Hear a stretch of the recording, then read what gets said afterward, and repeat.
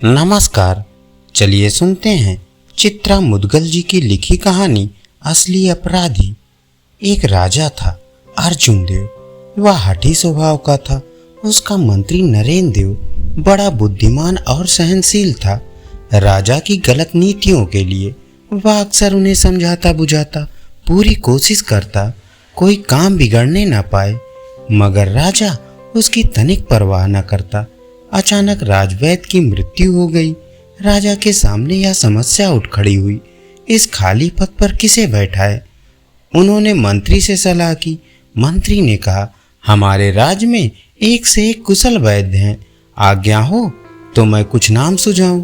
राजा ने मंत्री की बात पर ध्यान न देते हुए पूछा, मंत्री जी, क्या वैद्यराज के कोई पुत्र नहीं है? है ना महाराज, कीर्ति कुमार नाम का उसका एक जवान पुत्र है। वो क्या करता है? महाराज, आवारागर्दी करता है। ये सुनकर राजा बोले, मंत्री जी, वैद्यराज के पिता हमारे पिताजी के शासन काल में वैद्यराज थे। उनके पिता हमारे बाबा के शासन काल में वैद्यराज थे। राजवंश में सदियों से यह रीत चली आ रही है। उनके कुल का ही व्यक्ति इस पद पर आसीन होता रहा है। मंत्री जी राजा का आशय भांप कर बोले, आप ठीक कह रहे हैं महाराज, किंतु वे सब इस पद के योग्य थे। कीर्ति कुमार तो बिल्कुल अनपढ़ है। क्या वह अपने पिता के कार्य से तनिक भी परिचित नहीं है? नहीं महाराज, थोड़ा भी नहीं। ठीक है, आप उसे बुलवाइए, मैं स्वयं उससे बात करूंगा। मंत्री की सलाह का राजा पर कोई असर न हुआ। हार कर मंत्री ने कीर्ति कुमार को बुलावा भेजा। कीर्ति कुमार के आने पर राजा ने उससे कहा, देखो, हमें तुमसे सहानुभूत है, क्योंकि तुम्हारे कुल ने पीढ़ी दर पीढ़ी हमारे राज्य की सेवा की है। यदि तुम वैद्य की पढ़ लिख लो तो हम तुम्हें तुम्हारे पिताजी का पद सौंप देंगे। राजा की सलाह सुन कीर्ति कुमार प्रसन्न हो उठा।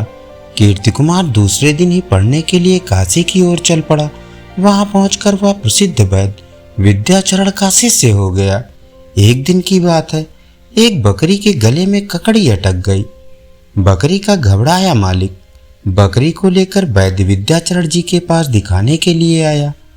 वैद्य जी ने बकरी के मालिक से पूछा, तुम्हारी बकरी कहाँ चरती थी? उत्तर मिला, ककड़ी के खेत में। वैद्य जी ने कहा, इसके गले में ककड़ी अटक गई है। यह कहकर उन्होंने बकरी के गले में एक कपड़ा बांधकर उसे इस तरह ऐंठा कि ककड़ी गले से बाहर आ गई। बकरी स्वस्थ हो गई। कीर्ति कुमार पास खड़ा यह सारा दृश्य देख रहा था। उसने सोचा, यह कोई वैद्यक विधि है, इससे गले की सारी बीमारियां ठीक हो जाती होंगी। उसे यह भी लगा, घर छोड़े हुए उसे 1.5 बरस से ऊपर हो गए हैं। अब वह काफी कुछ सीख गया है। वैद्य जी के पास और रहना अपना समय गंवाना होगा। यह सोचकर वह राज्य वापस लौट आया और तुरंत जाकर राजा से मिला। राजा ने सोचा, वैद्य पुत्र ने बहुत कम समय में वैद्यकी की पढ़ाई पूरी कर ली, अवश्य वह बहुत बुद्धिमान होगा। राजा ने उसकी खूब आवभगत की, उसे राजवैद्य का पद दे दिया। दिन बीतने लगे। एक बार रानी के गले में फोड़ा निकल आया। तकलीफ के मारे न वह कुछ खा पाती न पी पाती। राजा से रानी का कष्ट देखा न गया। उन्होंने फौरन राजवैद्य कीर्ति कुमार को बुलावा भेजा।